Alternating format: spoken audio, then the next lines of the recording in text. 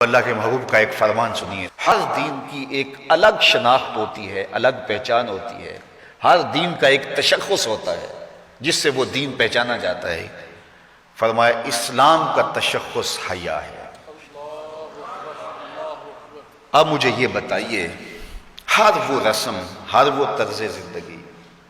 جو اسلام کے اس مزاج سے ٹکراتی ہو تو عملی طور پہ ہمیں اس کا بائیکاٹ کرنا ہوگا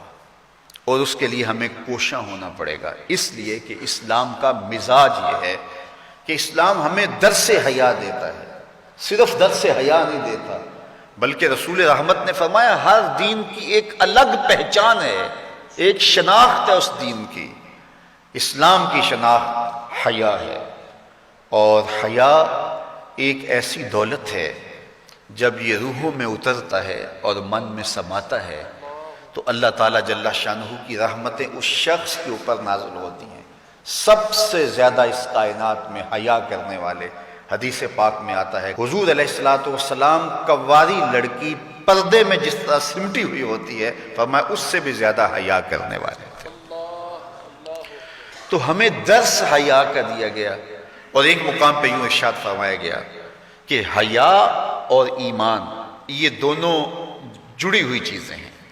اگر ان میں سے ایک رخصت ہو جائے تو دوسری شے بھی رخصت ہو جاتی ہے۔ اگر ایمان چلا گیا ساتھ حیا بھی رخصت ہو جاتا ہے، اور اگر حیا چلا گیا تو ایمان کے ثمرات بھی نصیب نہیں ہوتے۔ تو حیا اور ایمان یہ دونوں آپس میں جڑی ہوئی چیزیں ہیں، ان میں سے ایک تم سے الگ ہوگی تو دوسری اس کے ساتھ ہی چلی جائے گی، ساتھ ہی رخصت ہو جائے گی۔ تو آج مغرب کی فکر کے حامل لوگ آج دلیلیں دیتے ہیں جناب پردہ تو آنکھ کا ہوتا ہے، پردہ تو جناب دل کا ہوتا ہے۔ میں کہتا ہوں دین کو تم زیادہ سمجھے ہو یا رسول اللہ کی اہلیہ سمجھی ہے؟ جن سے فرمائش حمیرہ سے دین سیکھو، وہ فرماتی ہیں جب حضور کا انتقال ہو گیا تو میں حضور کے حجرے میں جاتی تو معمولی اوڑھنی اوڑھ کے چلی جاتی کہ میرے شوہر کی قبر ہے، کوئی بات نہیں۔ فرمایا اس کے بعد حضرت صدیق اکبر کا وصال ہوا تو وہ بھی حضور کی قربت میں دفن ہوئے، تو میں پھر اس معمولی اوڑھنی کے ساتھ چلی جاتی، اس لیے کہ میں کہتی ایک میرا شوہر ہے دوسرا میرا باپ ہے، تو معمولی کپڑا لیتی اور میں چلی جاتی۔ فرمایا پھر حضرت عمر کا انتقال ہوا اور وہ بھی ساتھ دفن ہوئے، تو حضرت عائشہ رضی اللہ تعالیٰ عنہ فرماتی ہیں کہ واللہ ما دخلت الا وانا مشدودۃ علیہ ثوبی حیاء من عمر، کہ اس کے بعد پھر میں کبھی نہیں گئی سوائے اس کے کہ میں خوب چادر سمیٹ کے اور پردہ کر کے جاتی، مجھے عمر سے حیا آتی۔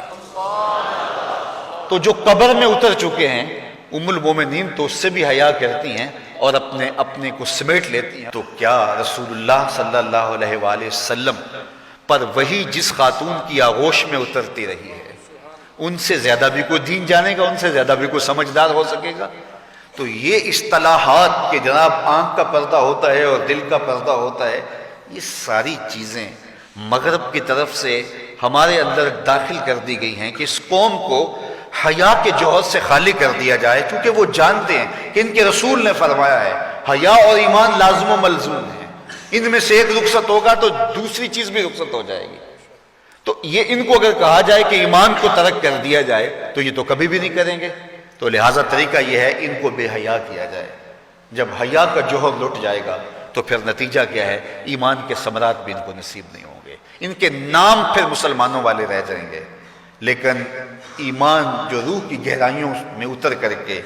وہ جو حرارت اور جو نور پیدا کرتا ہے وہ ان کو نصیب نہیں ہوگا،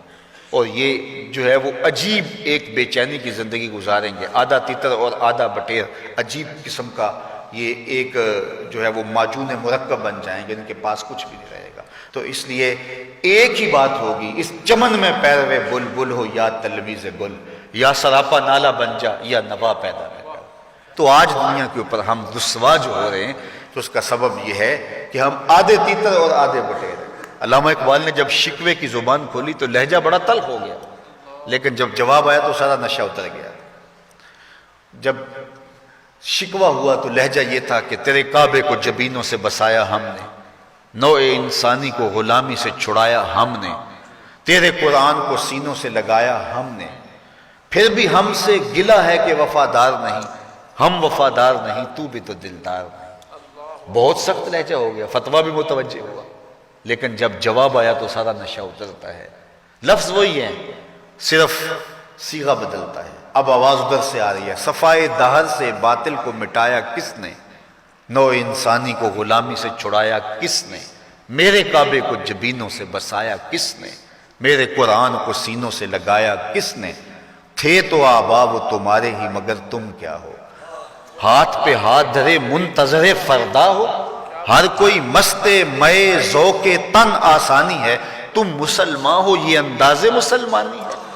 حیدری فقر ہے نئے دولت عثمانی ہے، تم کو اسلاف سے کیا نسبت روحانی ہے، وہ معزز تھے زمانے میں مسلمان ہو کر، ہم خار ہوئے تارک قرآن ہو کر، ہماری پستی زبوں حالی ذلت نکبت رسوائی، یہ اس کا سبب یہ ہے کہ ہم نے کتاب اللہ کی تعلیمات کو چھوڑ دیا۔ وہ غالباً واصف علی واصف یا بابا اشفاق نے کہا تھا کہ لوگ اللہ کو تو مانتے، اللہ کی نہیں مانتے، تو جب ہم اللہ کی نہیں مانیں گے تو پھر ہم کس طرح کامیاب اور بامراد ہوں گے، اور جب ہم اپنے خود کو سپرد کر دیں گے اپنے مالک کے تو پھر ہماری زندگی خوبصورت رنگ میں ڈھلتی چلی جائے گی۔